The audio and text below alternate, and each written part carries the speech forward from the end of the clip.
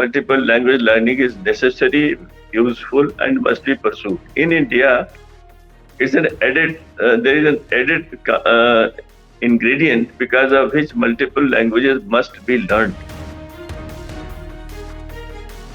There is no Hindi imposition anywhere. We have certain preconceived notions. ऐसा होने वाला है. Nothing of that type is being envisaged, and there is every type of liberty for languages to be learned. Somebody were to learn an Indian language in 9th, will it not be a sudden imposition just ahead of boards? Why should there be so much of rigid binding from a central agency? No need. You are right. This sixth class would be, sixth or seventh or eighth would be a better stage for the child to get into the third language than the class 9.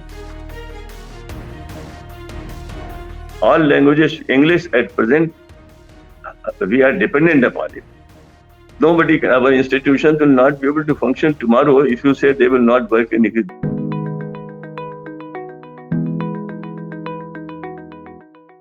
Joining us right now is Professor J.S. Rajput. You know him. He's a stalwart, someone associated for many decades as an educationist. Thank you very much, Professor Rajput. Your expertise is now required as far as the understanding of the three-language policy is concerned. Professor Rajput, first I want to start by asking you your initial comments on this policy. This is the only alternative amongst many others that have been suggested, which integrates the nation and also caters properly and adequately to the learning requirements in languages. Multiple languages are to be learned. Children are accustomed to learning them. They have the skill, they have the intent. And I think in the current day world, everybody accepts that multiple language learning is necessary, useful, and must be pursued. In India, it's an added. There is an added ingredient because of which multiple languages must be learned, and that is we have so many languages that are very rich in literature, in their content, in their history, and therefore for national integration, national social cohesion, multiple language learning is something which every child must pursue, and that is something which will be extremely useful for keeping this country ahead in matters of knowledge generation, knowledge creation, and also in internal matters like national integration and social cohesion. Professor Rajput, let's address certain things one by one. A criticism that is coming right now is the suddenness of this move, and that too mid-session. You know that sessions begin in April. This policy will come into effect from July. Now, the problem is, how do you implement something like this or a move like this when at least one trimester is already over? You see, this is a matter of logistics, and that should be responded by the CBSE. I can talk on matters which are academically sound and desirable. So I would go to that aspect only. I hope most of the institutions, most of the schools will not have much difficulty if they are properly equipped in number of teachers. You see, the problem is a bit wider. If your teacher-taught ratio is poor, you will not be able to make such arrangements. Otherwise, in every school, it should be possible to do something for the third language. Some options can always be found out. After all, on the average, a +2 school, normally you would have 30, 40 teachers or something, if it's a well-functioning school. And therefore, it is not much of a problem. But yes, this could have been done a bit earlier. I do agree. Professor Rajput, you say that this could have been done a little earlier. However, you will let the logistics and matter of logistics be spoken about by someone else. Fair enough. Now, yes, Professor Rajput, you have explained the need why something like this is required. It almost always boils down to implementation. And yes, a question is being raised on the need as well and how uniformity will be imposed. For instance, in South Indian states, where there is a concern and a question on Hindi imposition. How would you respond to this? You see, I have gone through this policy, and earlier I was also the part of the TSR Subramaniam committee, which now stands forgotten, but it has submitted a report to the Ministry of Human Resource Development at that stage. I nowhere I found any sentence, any mention, any implication which could be termed as Hindi imposition. There is no Hindi imposition anywhere. We have certain uh, preconceived notions. ऐसा होने वाला है. Nothing of that type is being envisaged, and there is every type of liberty for languages to be learned. And if there is any problem, I think the solution can be found. There is no Hindi imposition. The policy makers were very particular about it, and they have kept this in mind that at no stage nobody should have this feeling. Hindi is being accepted by people on their own, and that nobody can prevent.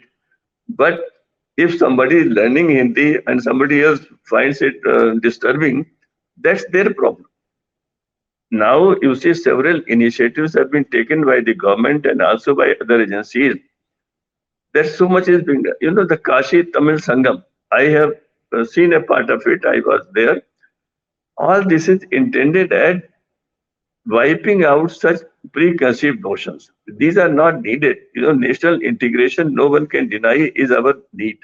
We must strive from all corners to ensure that there is mutual respect for every language. And every child, you know, I have arranged several things. On 14th of November, the birthday of Pandit Nehru in the year 2000, in the National Stadium, we had arranged 10,000 children singing 10 songs of various Indian languages. Now imagine a scenario when, and this was a program initiated by Srimati Indira Gandhi called Community Singing. Everywhere we did it. As the director of NCERT, I also did. I did it in several states.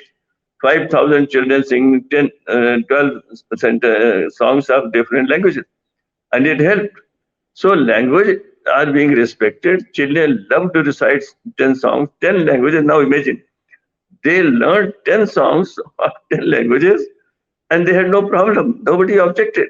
This spirit must be maintained by all those who may be in politics or in academics and who may have their prejudices. Please don't let that overtake the national interest.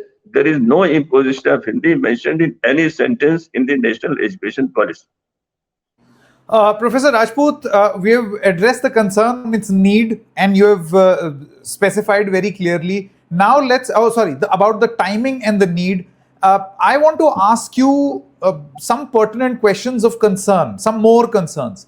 Number one, Yes. why the need to implement this in class 9th instead of the traditional class 6? I remember when I was in 6th, we were given an option in school to choose from various languages. That continues even now. You can choose Sanskrit, you can choose French, German, any language that you want. That many parents felt was a much better age for learning a different language rather than 9th. Say, for instance, if somebody were to learn an Indian language in 9th, will it not be a sudden imposition just ahead of boards? I, for one, and this is my personal opinion, and of course it is based upon my experiences, I would say this should be left to the schools also. There is no, why should there be so much of rigid binding from a central agency? No need. You are right. This sixth class would be sixth or seventh or eighth would be a better stage for the child to get into the third language than the class ninth. But my point is, in our setup, it is not necessary to specify, to go into such specific details. Let there certain things be left to the school also. That would generate confidence and sense of great responsibility amongst the schools. And that also is necessary. They are now always ready to receive instructions. Yep, this is not the right approach. This approach also needs a bit upgradation. And I think that would be the, I would My consider, final question. Yes. yes. Sorry, please, sir, you were saying. No, I am saying that yes, class 6 could have been better. Only thing to be seen is what is the overall load. And that load should not be stressful. That point maybe some such consideration was there, and therefore they decided class ninth. That could be only consideration. Otherwise, yes, children learn. I have seen children learning various languages by the age of eighth, ninth or so. They speak, they know. I have worked in institutions where there were people from various provinces, and their children used to play together, and they learned. My own children learned several languages that way. When there was in the age sixth group, seventh group, yes, they started speaking the language, like learning that language and that skill. So there could be a very congenial environment in the schools so far as language learning is concerned, and that will bring hearts together. That is what is the objective. Uh, that also is the objective of education, a major objective, bringing people together, bringing languages together, developing mutual respect for every Indian language, and being proud of being a national of the country which has such rich languages, uh, which are all our languages. This is why the children talk. This is how I would like them to talk. Final question, Professor Rajput. Uh, there is a lot of confusion on how we are nomenclaturing the language English. Is it a foreign language or an Indian language? And if it is being treated as a foreign language, a language which is the official language of the Supreme Court, a language which is so ingrained in even this conversation is happening in English. There are more Indians who speak English than even in the United Kingdom. Do you think that it will be even wise to treat English as some foreign language in India? Let me begin with a personal statement. I would have been extremely happy if I had studied in my mother tongue medium, and English should have been in their languages. My problem is, as I grew up, as I took up professions, as I worked, I had to depend on English. Everybody is learning English. So why should we go into all these minor considerations, foreign language, Indian language? A language is to be respected, whether it is Indian language or a language of other country. We have several incorrect notions. For example, some people think Urdu is the language of Pakistan. This is absurd. Urdu is our language. We all belong to that genre that considers it as our language. We are proud of the Urdu literature, other things.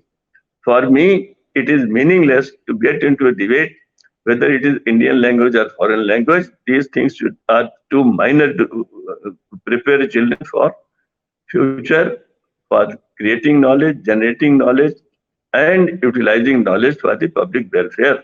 All languages, English at present, we are dependent upon it. Nobody, our institutions will not be able to function tomorrow if you say they will not work in English. They have to.